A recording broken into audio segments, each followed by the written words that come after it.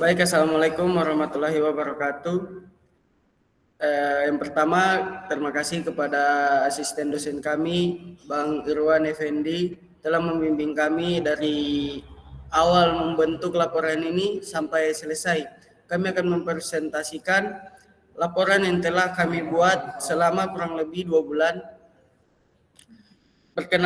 Yang pertama-tama perkenalkan, nama saya Herdiansyah Tamrin dari kelompok 12 beserta rekan-rekan saya, ada Yolanda Prisia Muslik, Anissa Kiki Damayanti, Risyak ada Wode Afika, dan Arsil Dwi Tami, serta Idin Ilham,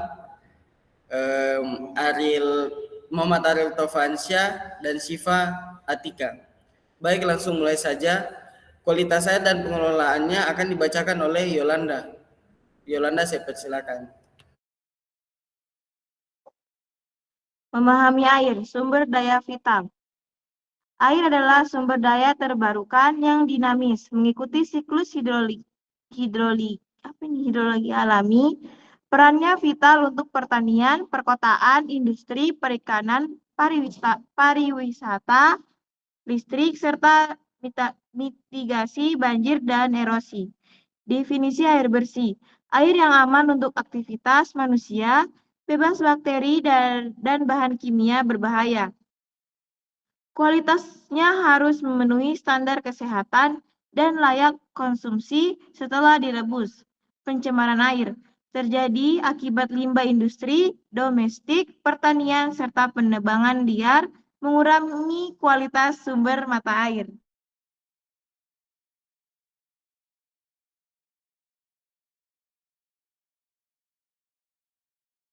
Baik, dilanjutkan oleh Anissa Kiki Damayanti. Sumber-sumber air. Sistem penyediaan air bersih sangat bergantung pada sumber air.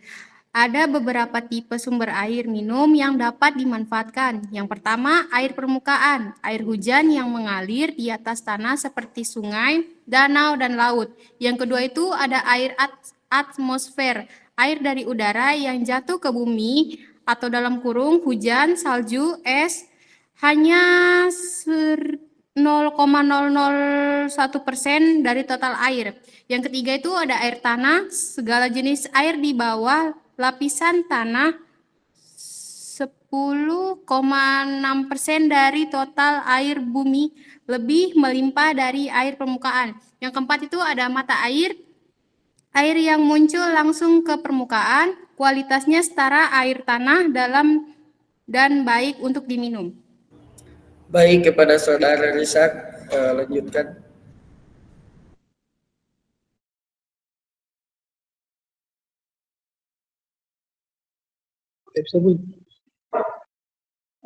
Kemudian pencemaran air, definisi dan penyebab.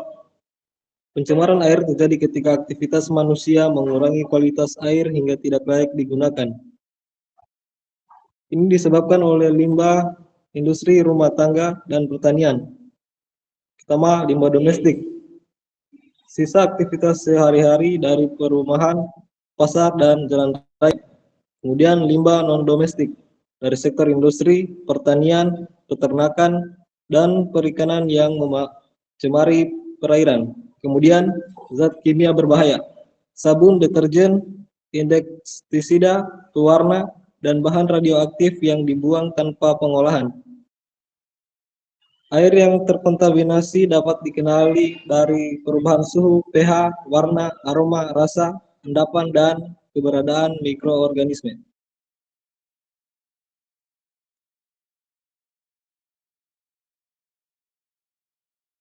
Selanjutnya,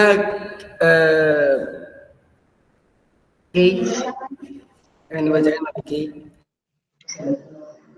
Selanjutnya adalah dampak dan komponen pencemaran air.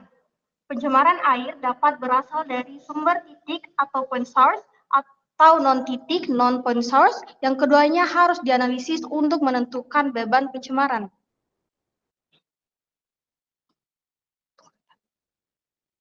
Komponen pencemaran yaitu sampah organik atau limbah makanan, sampah anorganik, plastik atau logam berat, limbah kimia atau pestisida pewarna sintetik, limbah padat, minyak dan panas. Kualitas air sungai dipengaruhi langsung oleh jumlah penduduk dan aktivitas di kawasan aliran sungai. Baik, selanjutnya Muhammad Aidin Ilham. Masuk ke faktor utama pencemaran air. 1. Limbah industri. Pembuangan limbah industri yang tidak dikelola dengan baik menyebabkan pencemaran serius seperti di Citarum. Yang kedua, sampah. Indonesia menghasilkan 36 juta ton sampah pada 2022, banyak dibuang sembarangan ke sungai. Ketiga, air limbah perkotaan. Sistem pengelolaan air limbah yang buruk menyebabkan limbah langsung ke sungai atau laut. Yang keempat, penggunaan pestisida. Dosis tinggi mencemari air tanah dan sungai, merusak ekosistem perairan. Kelima, perubahan iklim. Mengubah pola curah hujan dan suhu, memengaruhi kualitas dan ketersediaan air. Baik, slide selanjutnya saya akan bacakan. Masuk ke parameter kualitas air. Kualitas air diukur melalui parameter fisik, kimia, dan biologis. Pengujian meliputi pH, suhu, TSS, TDS, BOD, COD, dan kandungan logam berat. pH atau derajat keasaman, mengukur tingkat asam atau basa. pH ini memiliki standar 0 sampai 14. Standar pH itu dia 6,5 sampai 8,5. pH ekstrim dapat membahayakan organisme air. Kemudian suhu. Tingkat panas atau dingin air, suhu tinggi mempercepat dekomposit organik dan mengurangi oksigen terlarut. TSS, total suspend solid. Partikel tersuspensi yang menghalangi cahaya dan memengaruhi sedimentasi. TDS, total dissolved solid. Materi terlarut yang tinggi dapat mengurangi kualitas air dan membahayakan kesehatan. BOD, biochemical oxygen demand. Jumlah oksigen yang dibutuhkan oleh mikroorganisme untuk mengurai bahan organik. COD, chemical oxygen demand. Jumlah oksigen yang diperlukan untuk mengoksidasi limbah organik secara kimia. Logam berat bisa berupa timbal Pb, kodrium Cd, tembaga Cu, seng Zn, korium Cr, BCFE, mangan Mn, dapat beracun. Selanjutnya akan dibacakan oleh Arsil Dwi Utami.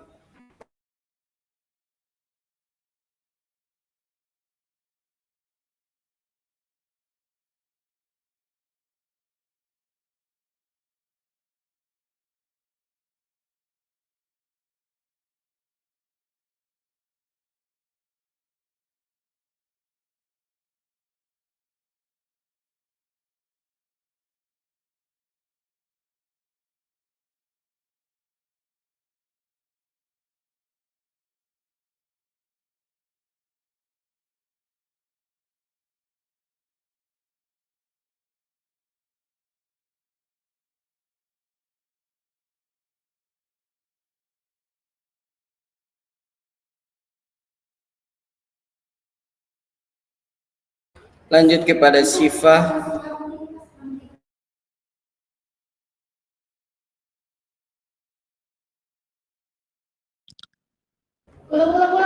Lanjut kepada Syifa.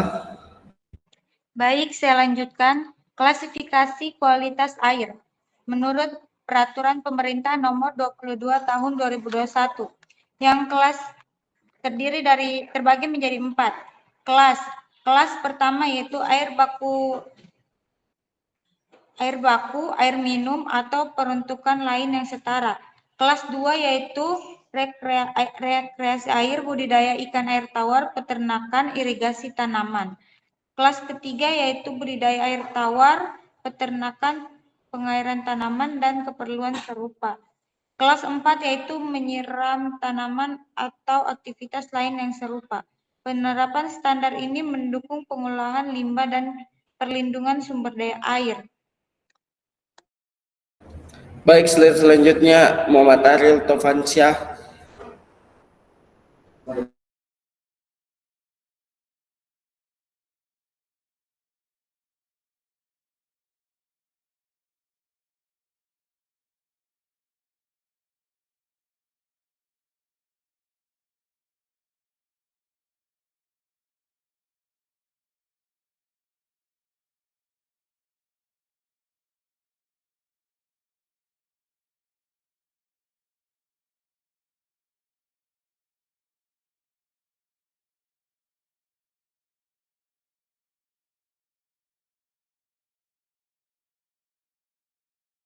Selanjutnya Yolanda Priscilia.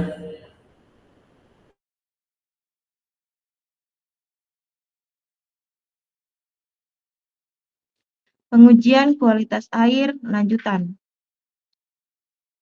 BOD atau Biochemical Oxygen Demand mengukur oksigen yang digunakan mikroorganisme untuk mencerna bahan organik dalam 5 hari. 3 mg liter kurang dari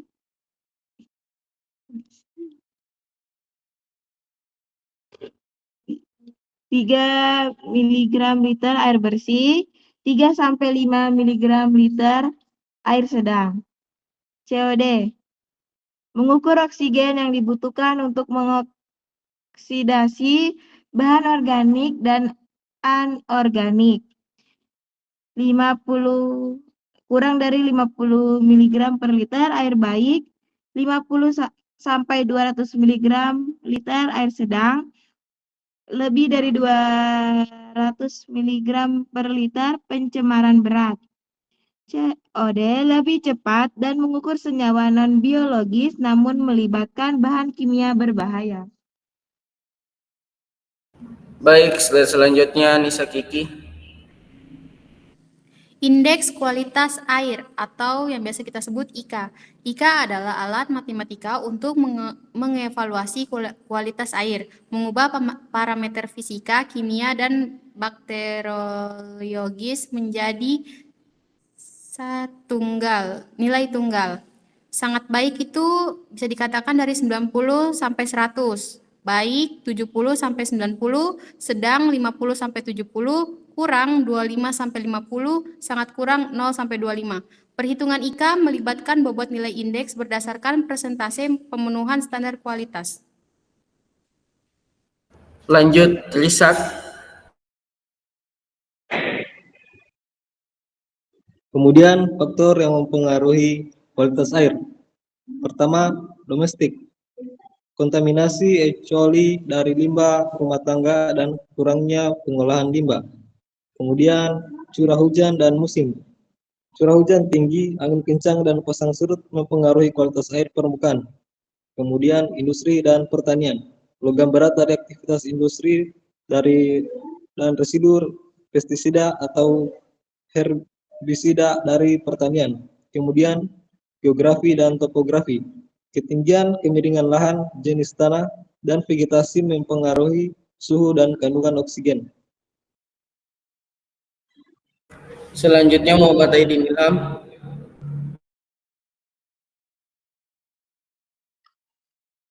Masuk ke pengolahan air.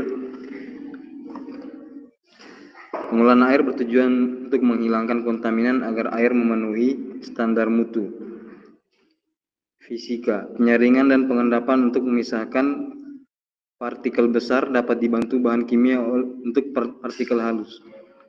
Yang kedua, pengolahan air secara kimia menghilangkan partikel koloid, logam berat, dan senyawa organik berbahaya dengan zat kimia atau koagulasi sampai dengan biokulasi. Lanjut ke pengolahan air secara biologi, menggunakan mikroorganisme untuk menurunkan substrat dalam air buangan atau aerob, anoksik, dan anaerob. Baik, selanjutnya Siva Hatika. Baik, selanjutnya yaitu langkah Indonesia dalam percepatan SDGs. Indonesia memperkuat sistem pemetaan risiko sanitasi dan meningkatkan literasi masyarakat untuk mencapai SDGs ke-6, air bersih dan sanitasi layak. Yang pertama itu perkuat pemetaan risiko, mencakup pengelolaan air limbah, sampah, dan PHBS untuk kebijakan infrastruktur. Yang kedua itu perbaikan fasilitas dasar, saluran pembuangan dan pengolahan limbah untuk menekan penyebaran penyakit. Yang ketiga itu meningkatkan literasi, penyuluhan PHBS dan kolaborasi lintas sektor pertanian, kesehatan, dan pendidikan. Yang keempat itu pendanaan dan distribusi. Pemerintah pusat menjamin pendanaan cukup dan distribusi program yang adil. Baik, slide selanjutnya saya akan membacakan metodologi praktikum uji kualitas air. Waktu dan lokasi praktikum. Waktu pelaksanaan praktikum ini dilaksanakan pada hari Minggu, tanggal 11 Mei 2025 dengan rentan waktu jam 6 pagi sampai jam 4.30 waktu Indonesia Tengah. Lokasi pengambilan sampel berada di Jalan Panglima Polim, Rahan Dona, Kecamatan Poasia, Kota Kendari, Sulawesi Tenggara. Lokasi pengujian sampel berada di Laboratorium Teknik. Selanjutnya akan dibacakan oleh OD Afrika.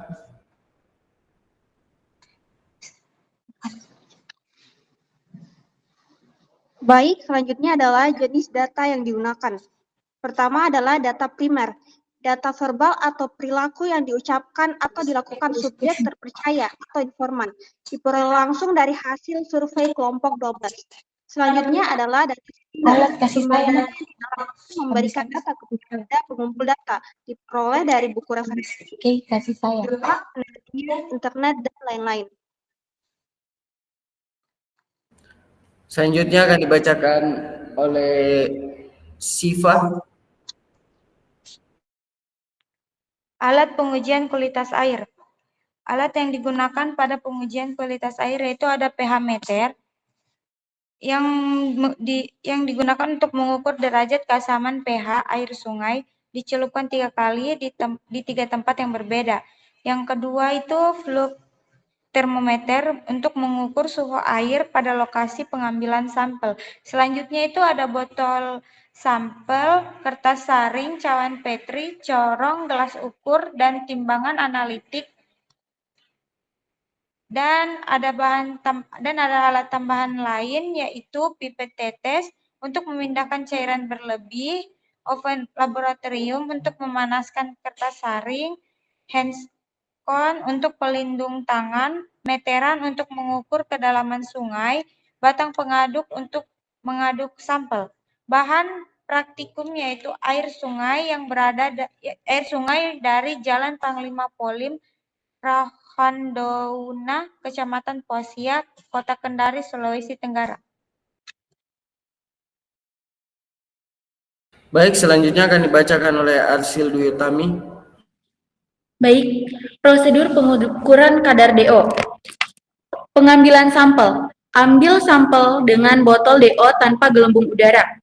Kemudian, penambahan reagen. Tambahkan 2 ml larutan MnSO4 dan alkali natrium azida.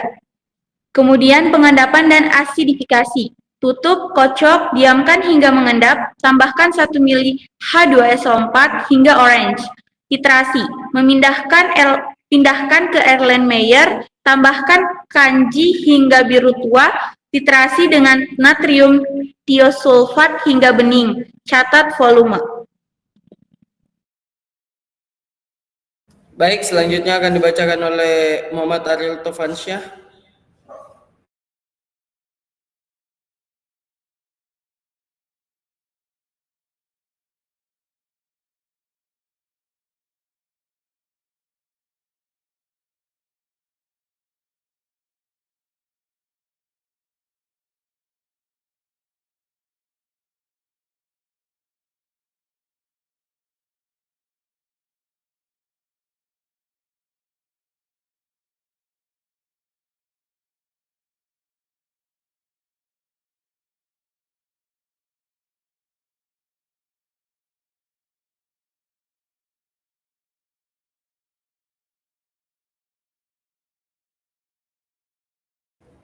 Baik, selanjutnya akan dibacakan oleh Yolanda tentang laporan praktikum uji kualitas air.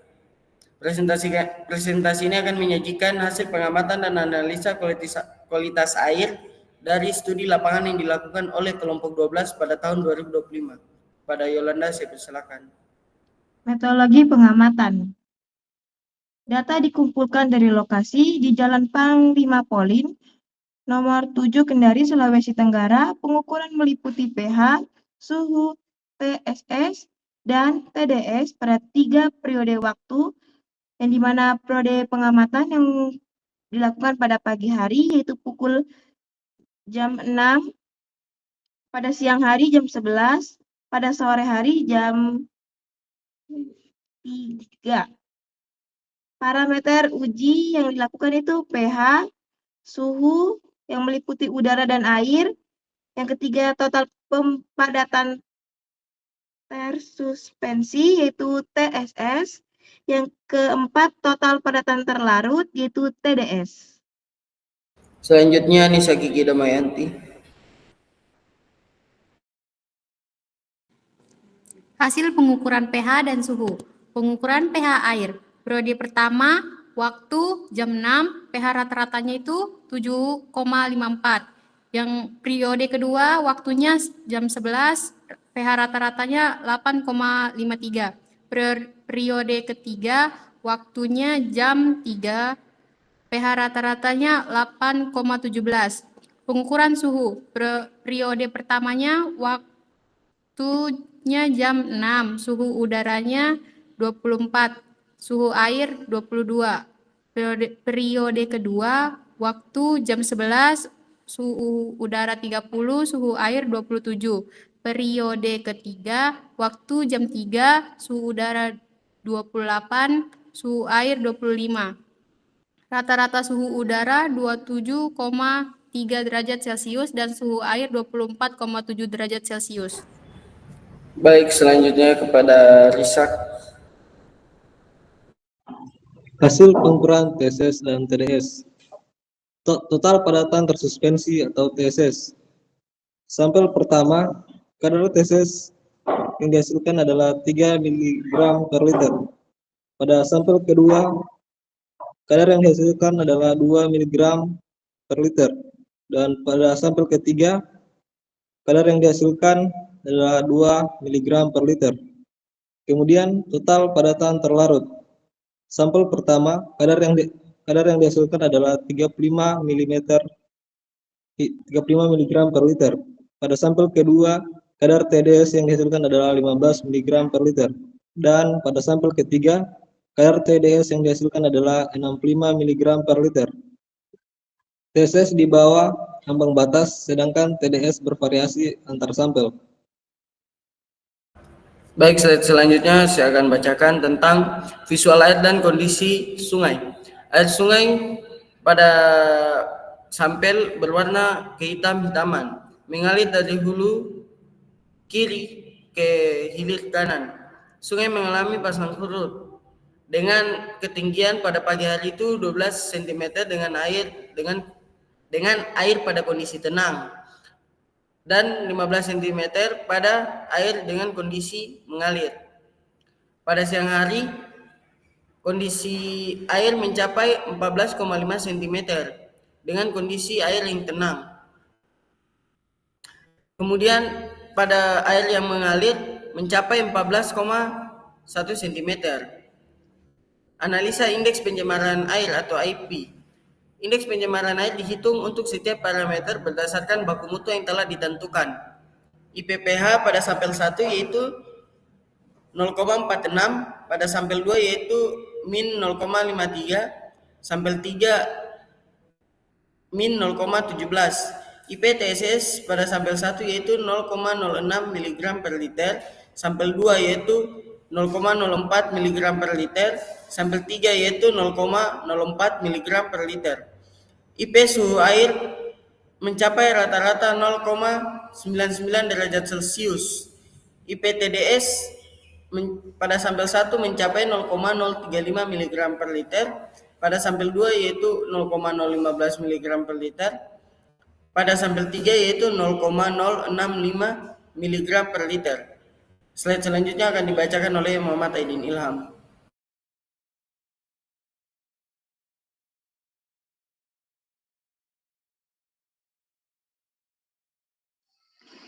Masuk ke pembahasan hasil.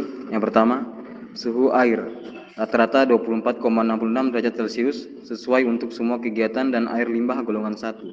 Yang kedua, pH air rata-rata 8,08 bersifat basa namun dalam rentang normal 6-9, baku mutu kelas 2. Yang ketiga, TSS sangat rendah, rata-rata 1,5 mg per mililiter memenuhi baku mutu air. Yang keempat, TDS rata-rata 8,3 mg per mililiter, sampel 2 tinggi 15 mg per mililiter, menunjukkan air tidak layak dikonsumsi.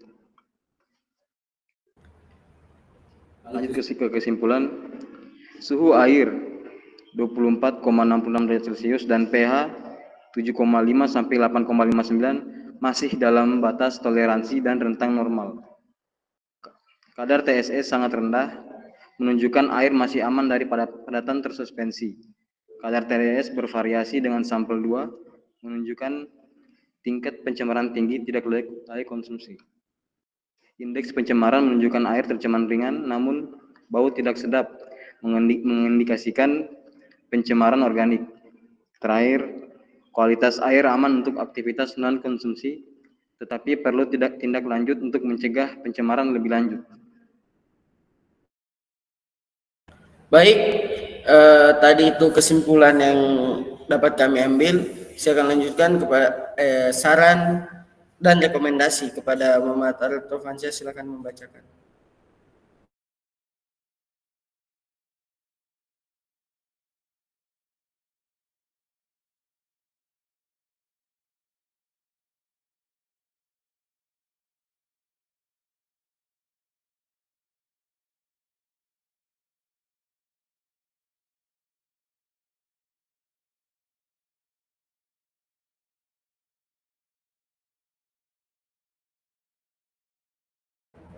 Baik, mungkin itu saja kesimpulan dari materi yang dapat kami sampaikan beserta saran dan rekomendasinya. Lebih dan kurangnya mohon dimaafkan.